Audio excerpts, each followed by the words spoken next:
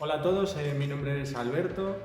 y yo participé en la Semana de Prevención de Residuos del año 2020 en la categoría de Ciudadanos. Bueno, yo conocí la Semana Europea de Prevención de Residuos a través de las redes sociales,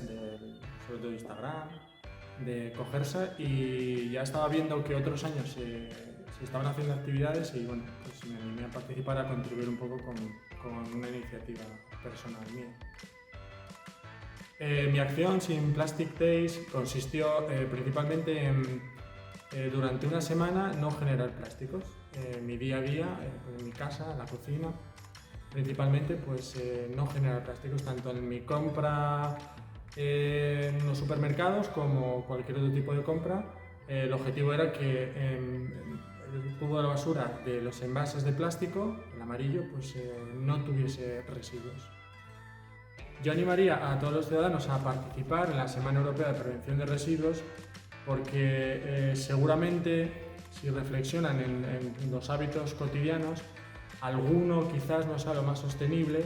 y que nos sirva de excusa esta semana para empezar a mejorar en este aspecto y difundirlo entre su círculo de amigos, conocidos, para así entre todos pues, llegar a un objetivo común, que es la prevención de residuos.